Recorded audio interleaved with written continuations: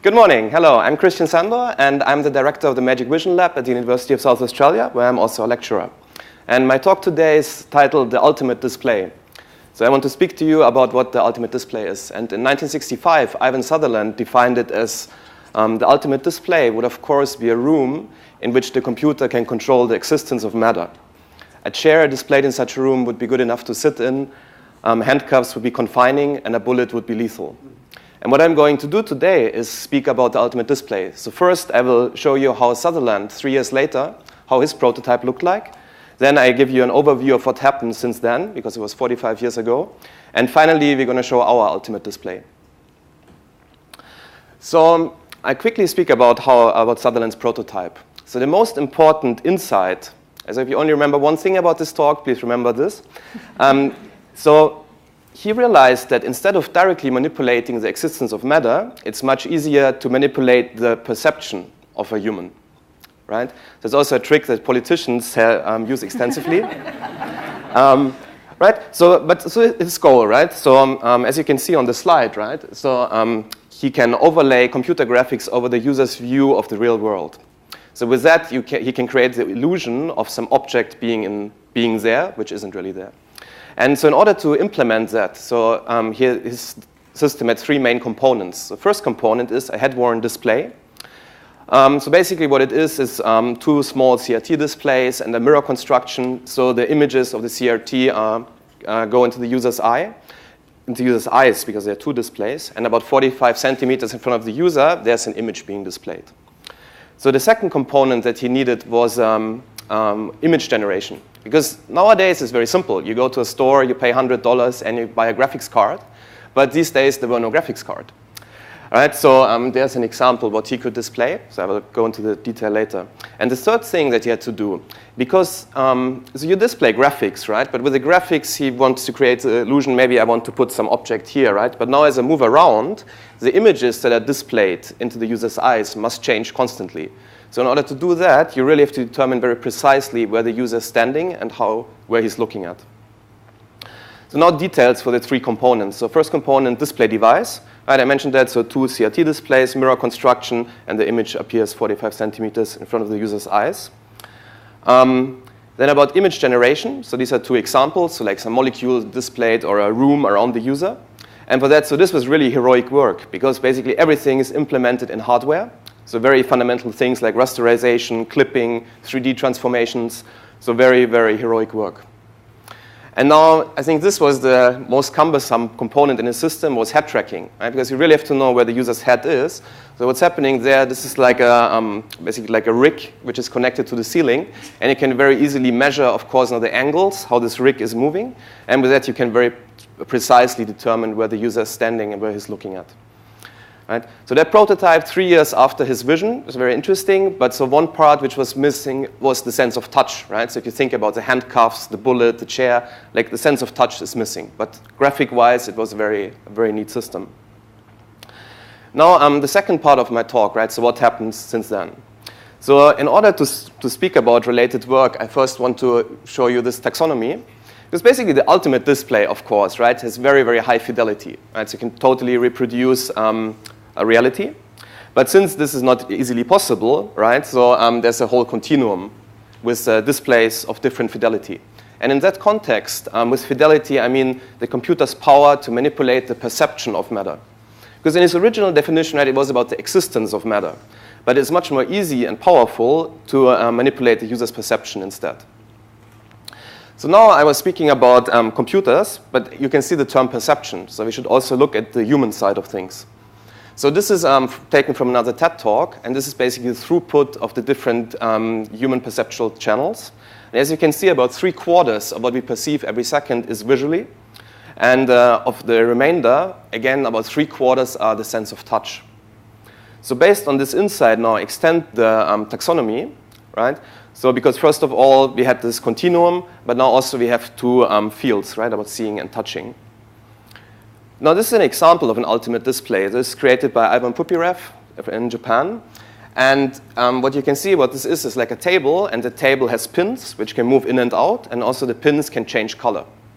So what that is, the computer can control the existence of matter, but it's quite limited, right? So that's why it's on the quite bottom of this continuum, right? Because the pins just can move up and down. So for example, to display some more complex shape, it wouldn't be possible.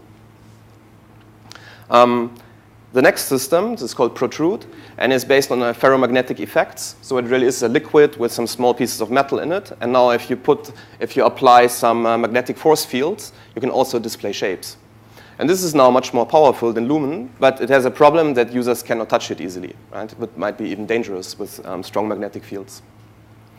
But now if I look at that, right, so at these prototypes and what Sutherland's ultimate display should do, there's a big gap in between. So now this display also, right, is altering the matter directly, right? It's not altering the perception of users, but directly matter. So now I want to talk more about systems which are inspired by the vision to change the user's perception. As we saw in Sutherland's prototype in 1968, right, one of his core ideas was to use a head-mounted display. But of course, the research hasn't stopped. So you can see now these are a couple of different head-mounted displays. Which is basically, I believe, is the right way to attack this problem.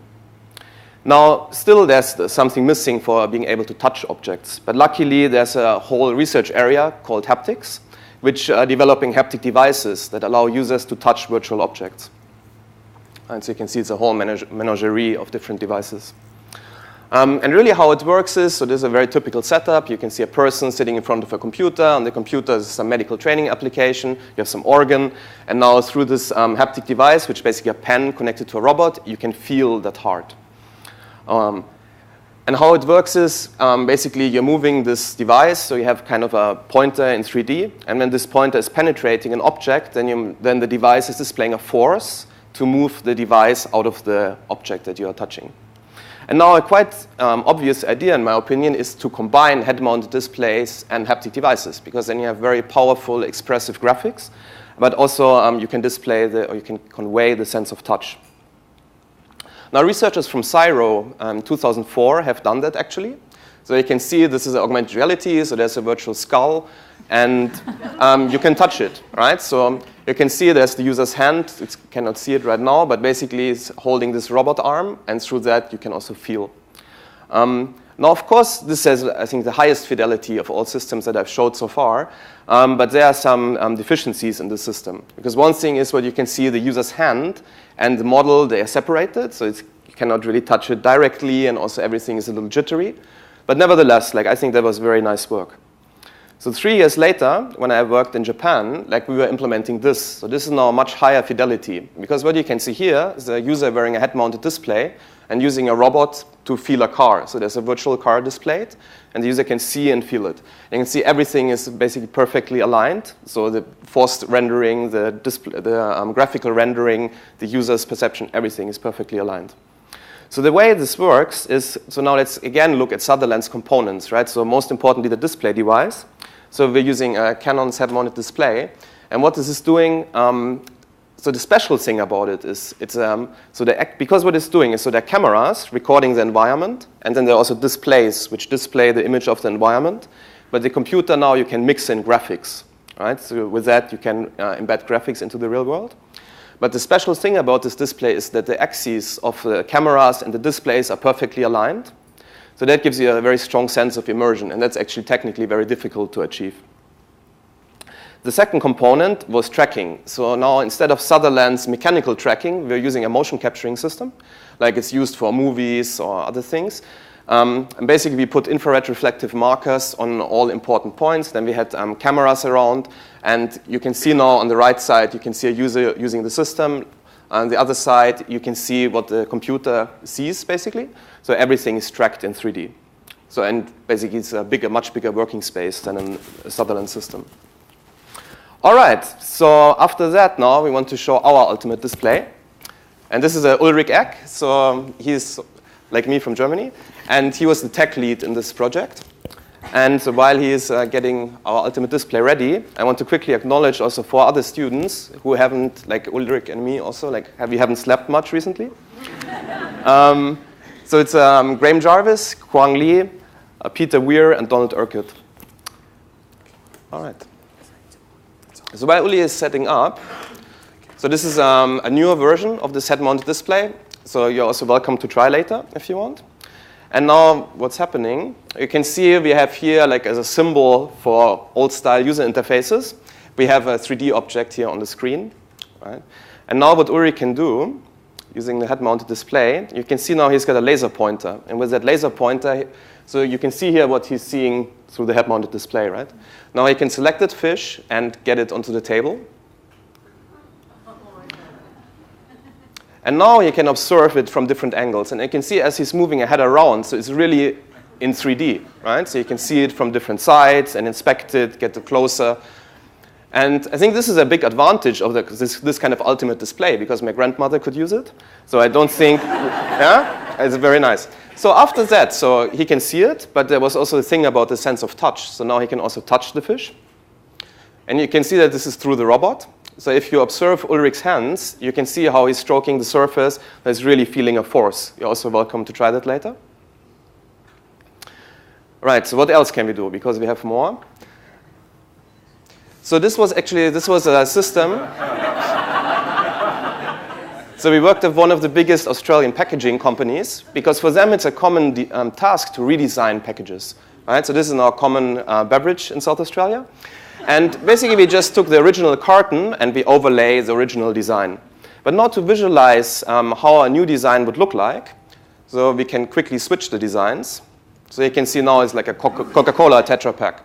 And the interesting thing is, if you think about it, like now Ulrich's hand are touching the bottom. So now real and virtual are coinciding, so there's no problem. He can also touch it there. But on the top, he cannot touch it, right? Because there we made the shape longer. So it's a little problem, right? So how do we overcome this? We overcome this again through our robot. So now he can also touch. Unfortunately, we don't have the motion capturing system, so things are a little jumping. Yeah, but you can see he can also touch that.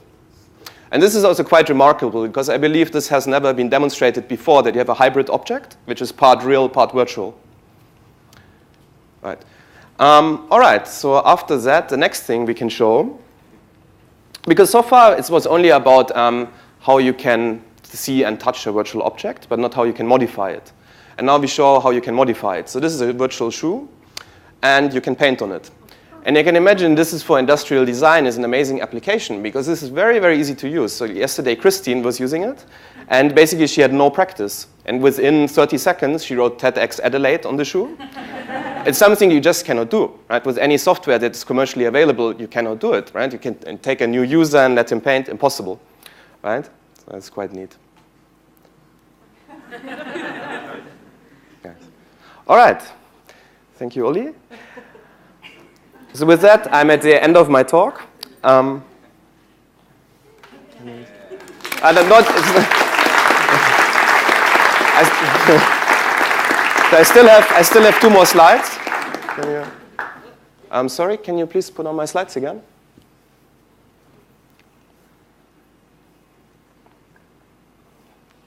Is it there? All right, so the summary of today's talk. So I believe that I came to realize that my mission in life is to build the ultimate display. And the reason why I was thinking of, or why I'm convinced about this is, so in 2004, I had the pleasure to meet Randy Pausch, which you might know, because he died recently. And he's a very famous computer graphics researcher. And it was very interesting. It was a beautiful sunny day in Pittsburgh. And we were driving in his convertible, and we were talking about research. And he was telling me that the most important thing about research is to maximize impact, right? Because it's not worth to do research if it doesn't affect other people, if it doesn't have a real impact, right? So it's very important to have impact with your research. And I believe that now building the ultimate display would have an ultimate impact, because it can be applied in many, many situations, right? And basically it's limitless, right? You can use it for medical training, you can use it for industrial design, for entertainment, for arts. It's basically limitless. Finally, I have some acknowledgements and thanks. So first of all, to Professor Henry Fuchs, because he gave me some slides about Sutherland's ultimate display. So thank you, Henry. Then also thanks to eResearch SA, because this Phantom is on loan from them. Then also we'd like to thank Canon in Japan, because they have given us 2 head-mounted displays, thanks to Canon. And last but not least, the University of South Australia, and especially the School of Computer and Information Science and the Advanced Computing and Research Center. Thank you.